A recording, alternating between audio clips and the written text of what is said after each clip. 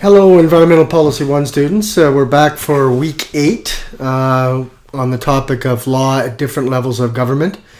Now, this week largely builds off the lectures of last week, but it highlights a critical point that I want to make sure you're aware of as environmental policy experts, that the complexity that is introduced with law and regulation at different levels of government and some of the core issues that are involved with that, because those issues will be major factors if you're working for a government in terms of coordination with other levels of government, and if you're working for industry, perhaps even more so, as industry has to comply with all levels of government that have applicable jurisdiction with regard to where they're operating. And so understanding the complexities that come into law and regulation and compliance, promotion, enforcement at all levels of government is a key issue for all environmental policy experts. And why does this arise? Well, obviously it's because environmental problems are typically never jurisdiction confined. They always involve local, regional, national, and international in scope in most cases. Not all cases do they go all the way to international, but in many cases they do, like climate change or transboundary movement of chemicals or watersheds that have transboundary aspects to them and things like that. So having a strong sensitivity to these interjurisdictional issues is critically important. Most environmental problems involve many overlapping jurisdictions. That's one thing you have to keep in mind. And involve laws that can be significantly different at different jurisdictions. So not only do you have an environmental problem that goes across jurisdictions, but also that challenges you because the way that they're treated in different jurisdictions, these environmental problems can be different. And that creates issues that have to be well understood. And it's also the case that you might have different stakeholder groups that value things differently depending upon the jurisdiction they're in. For example, we see that in the oil and gas sector, for example, in Alberta, where Albertans, obviously for economic, social, cultural interests, tend to be, on the majority, not all Albertans, but on the majority tend to be more lenient towards the environmental impacts of the oil sector in Alberta than, say, you would find by interviewing a person who's environmentally sensitive in Quebec or Ontario or BC, perhaps even more so. So you have a national government that must manage that Alberta situation, but the immediate constituency might be more go slow, whereas the rest of the national constituency that the national government is also responsible for want to go fast on improving the environmental performance. So you can imagine the degree of complexity that gets introduced into environmental policy and environmental politics. This adds a considerable complexity to managing environmental files, whether you work in government or in industry. And it's understanding those complexities becomes a really key aspect of any environmental policy expert that works in a government or works in a small corporate or a large corporation, that has facilities that go across jurisdictions or boundaries within one country or internationally. And that's a key issue. Now, from a business point of view, there's also the question of the trouble that sort of these complexities and these perhaps differences between jurisdictions and how they develop law, regulations, compliance, promotion, and enforcement rules of procedure, it can create significant issues for business.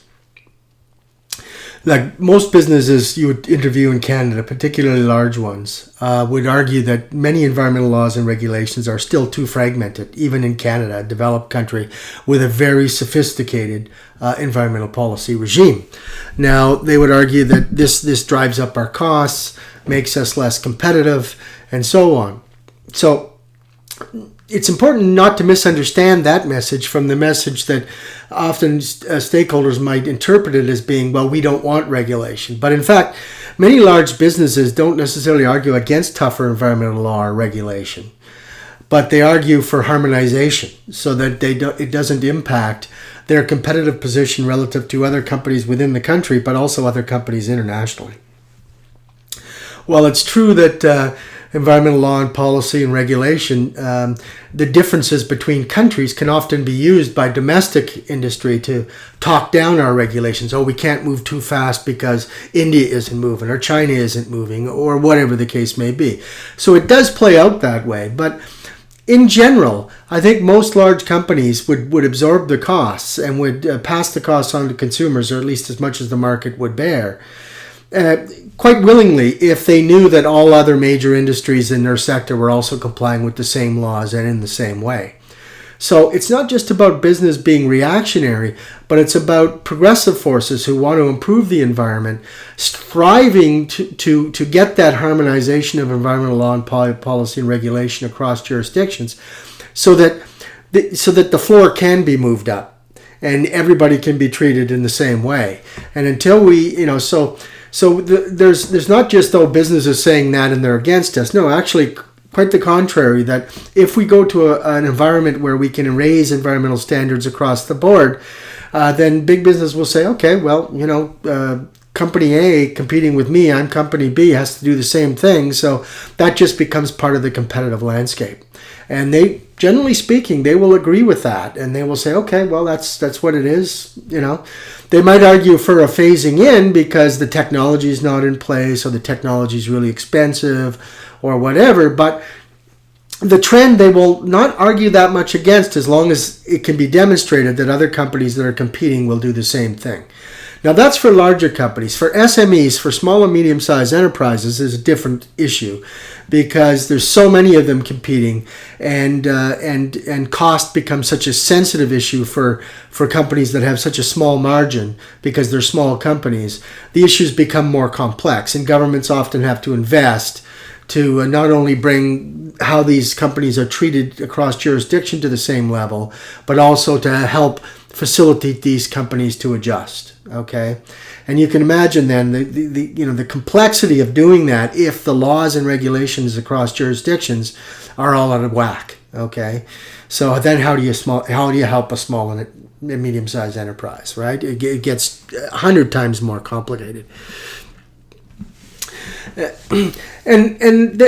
there's also this issue that even if you have a good law or regulation on the books at every jurisdiction that's applicable to, say, an environmental problem, let's say tailing ponds in the oil and gas sector in Alberta, let's just say that we've all agreed to treat them the same way in our federal law, in our provincial law, and in our municipal acts or municipal bylaws.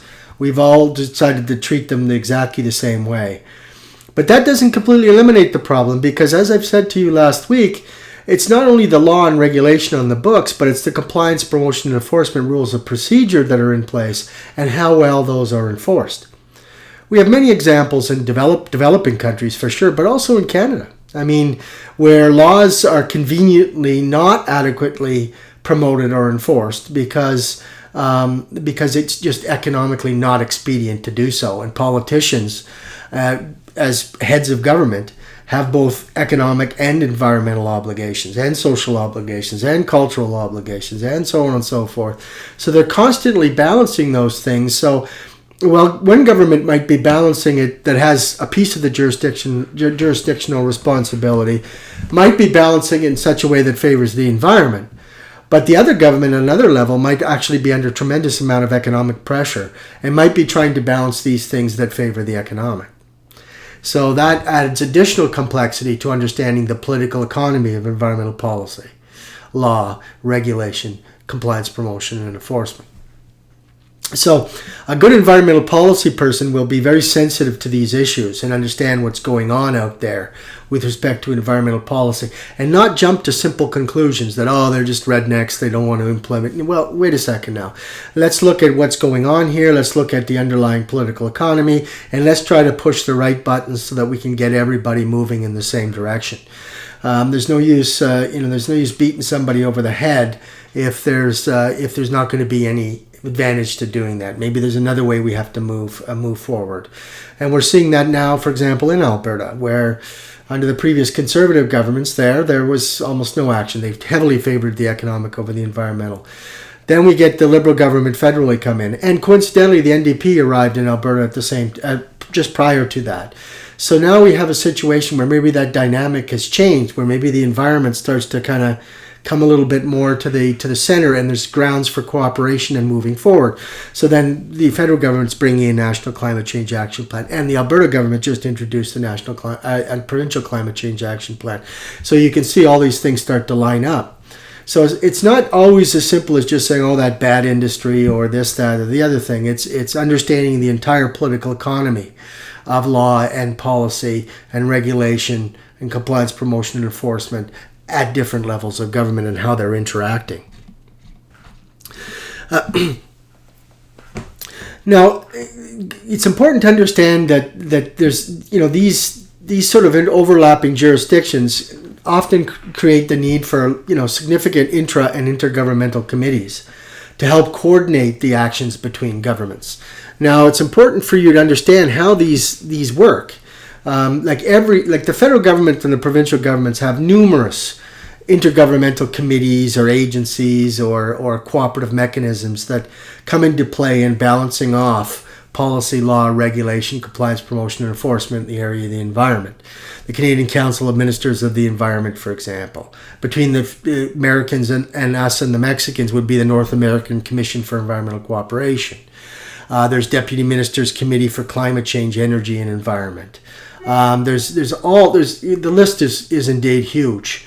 And so a good environmental policy person will be able to understand where those committees are, what effect they have, and how to monitor that effect, either to improve environmental performance or to manage inconsistencies between jurisdictions in addressing an issue that your company might have with respect to environmental performance. Good environmental policy officers know where the game is being played, know who has the impact, and knows what to do about it. And in terms of monitoring the documents, the analysis they're producing, knowing when they're having stakeholder meetings, knowing when they're engaged on an issue that has applicability to your company or to your government agency. And so it's important to get a handle on those types of things too. So what you should do is Google things like the North American Commission, Google Canadian Council of Ministers of the Environment, Google the Climate Change, Energy, and Environment Group, Google a few others, and you'll find them. And just take a look at what they do, what's on their agenda, and so on, and begin to get sensitized to the fact that these organizations, because of the overlap and the difficulty of coordination across jurisdictions of complex environmental policy, law, and regulation, they need to be in place. They need to have these organized mechanisms to address these issues. And so I want you to sensitize yourself to that in context of the law discussion we had from last week. And you can imagine the multiple layers of complexity that come into play in managing the environment when you've got different features of law that I outlined in last week's lecture, but now you have different laws at different jurisdictions, different regs at different jurisdictions, different compliance, promotion, and enforcement approaches in different jurisdictions, different balances between the economic and the environment found in the political dynamic of the community at the time and how that changes over time. So you can understand the complexity of the political economy of environmental policy. And that's important for any environmental policy officer to have a sophisticated understanding of the way these things work. Okay? So I'll leave you at that. Enjoy the readings, and we'll talk again next week. Okay?